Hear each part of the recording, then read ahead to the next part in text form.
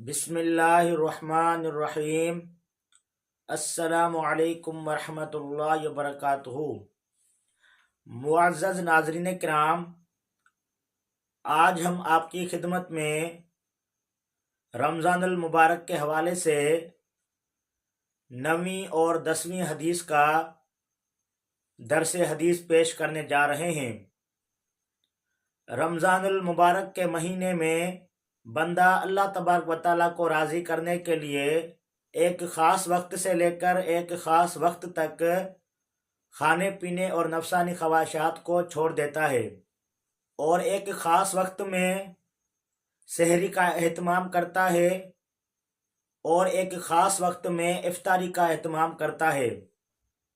سحری اور افطار کے درمیان کا جو وقت ہے اس میں ان تمام چیزوں سے رک جاتا ہے جو کہ باقی دنوں میں جائز ہوتی ہیں، جیسے کہ انسان کا جب بھی دل چاہ رہا ہو انسان کھا پی سکتا ہے، اور بسا اوقات تو ایسا بھی ہوتا ہے کہ انسان رات کے وقت میں اٹھ کر سحری کھانا پسند بھی نہیں کرتا، لیکن چونکہ اللہ تبارک و تعالیٰ کا حکم ہے اسی لیے اس حکم کو بجا لانے کے لیے وہ سحری کو تناول کرتا ہے۔ آج کی حدیث مبارکہ بھی اسی کے متعلق ہے کہ سحری کھانے سے کیا فائدہ ہوتا ہے۔ عن انس بن مالک رضی اللہ عنہ قال قال النبی صلی اللہ علیہ وسلم تسحروا فإن فی السحور برکۃ۔ حضرت انس بن مالک رضی اللہ تعالی عنہ سے روایت ہے کہ نبی پاک صلی اللہ علیہ وسلم نے فرمایا، سحری کھاؤ کہ سحری میں برکت ہوتی ہے۔ اس حدیث مبارکہ میں یہ فرمایا گیا ہے کہ سحری کھایا کرو، سحری میں برکت ہے۔ برکت سے کیا مراد ہے؟ برکت کہتے ہیں نشو و نما، کسی چیز میں اضافہ ہونا اور کئی چیزوں میں فائدہ ہونا، یہ تمام معنی برکت کی معنی میں آ جاتی ہیں۔ اب جیسے کہ یہ کہا جاتا ہے کہ مال میں برکت ہوتی ہے، حالانکہ اس بندے کی تنخواہ تو اتنی ہوتی ہے، پھر برکت کیسے ہوتی ہے؟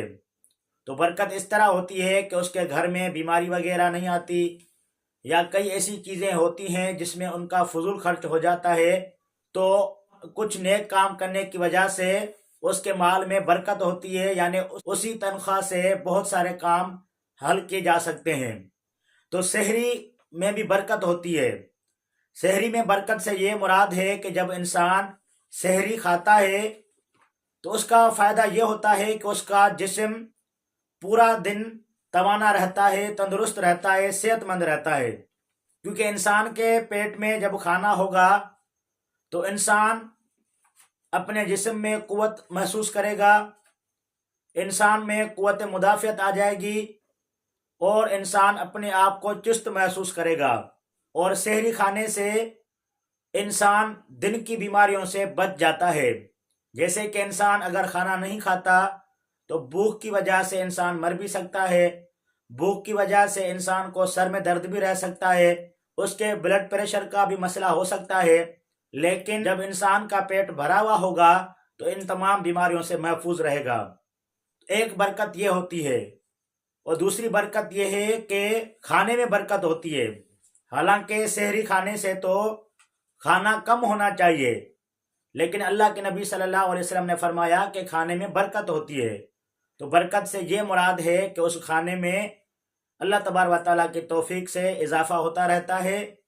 حضرت ابو درداء رضی اللہ تعالیٰ عنہ سے روایت ہے کہ رسول اللہ صلی اللہ علیہ وسلم نے فرمایا، 3 کام اخلاق نبوت میں سے ہیں: افطاری میں جلدی، سحری میں تاخیر، اور نماز میں دائیں ہاتھ کو بائیں ہاتھ پر رکھنا۔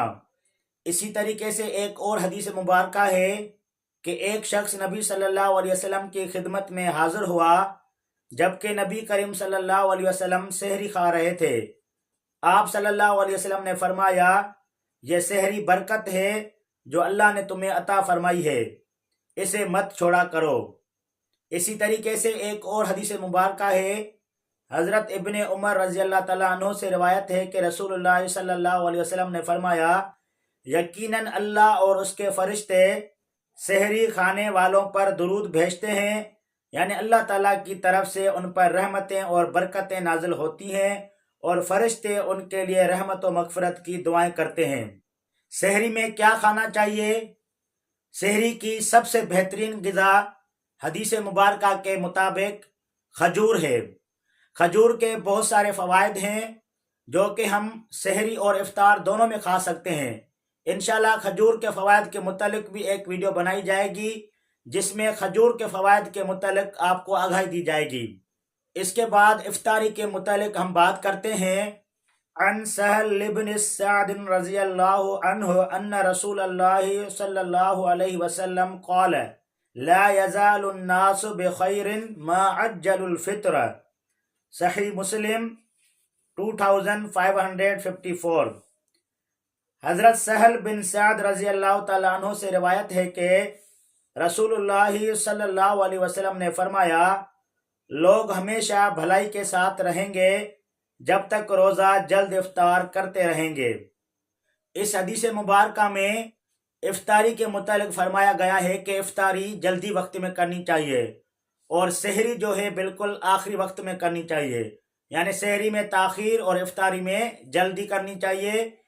इफ्तारी के बहुत सारे फ़वाइद हैं क्योंकि इंसान सारा दिन भूखा प्यासा और गुनाहों से बिल्कुल दूर होता है, तो उस वक्त जो अल्लाह तबारक व तआला से दुआ मांगता है, अल्लाह तबारक व तआला उसकी दुआ ज़रूर कबूल फरमाते हैं और रोज़ेदार के लिए यह बड़ा खुशी का मकाम होता है। तो खुशी की घड़ी के वक्त जो भी बंदा दुआ करता है, अल्लाह तबारक व तआला उस दुआ को कभी भी रद्द नहीं करते हैं। सबसे पहले अल्लाह के नबी सल्लल्लाहु अलैहि वसल्लम इफ्तारी के वक्त में ये दुआ मांगा करते थे, अल्लाहुम्मा लका सुम्तु व अला रिज़्क़िका अफ़्तरतु। मिशकातुल मसाबीह 1994। ए अल्लाह, मैंने तेरे लिए रोज़ा रखा और तेरे ही दिए हुए रिज़्क़ से इफ्तार किया। और जब आप करीम सल्लल्लाहु अलैहि वसल्लम इफ्तारी कर लेते, उसके बाद आप करीम सल्लल्लाहु अलैहि वसल्लम ये दुआ फरमाते, ज़हब ज़म्उ वब्तल्लतिल उरूक़ु व सबतल अज्रु इंशाअल्लाह। सुनन अबी दाऊद 2357। प्यास खत्म हो गई, रगें तर हो गई और रोज़े का सवाब इंशाअल्लाह पक्का हो गया। और उसके बाद आप करीम सल्लल्लाहु अलैहि वसल्लम ये दुआ फरमाते, अल्लाहुम्मा इन्नी अस्अलुकल हुदा वत्तुका वल अफ़ाफ़ वल गिना। सही मुस्लिम। ए अल्लाह, बेशक मैं तुझसे हिदायत, तकवा, पाक दामनी और बेनियाजी का सवाल करता हूँ।